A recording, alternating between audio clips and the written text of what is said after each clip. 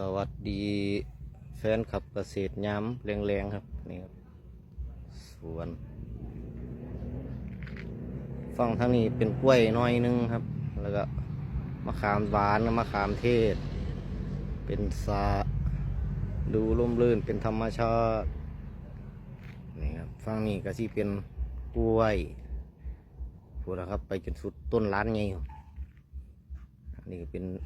โรงเก็บของนี่ครับเป็นโรงเก็บของไทยบ้านเขาเอิ้นผมว่าด็อกเตอร์ท่าน บริเรียนจบด็อกเตอร์แต่เขาแต่งตั้งให้นะครับอันนี้ก็เป็นห้านขายของครับอันผมเคยขายผัก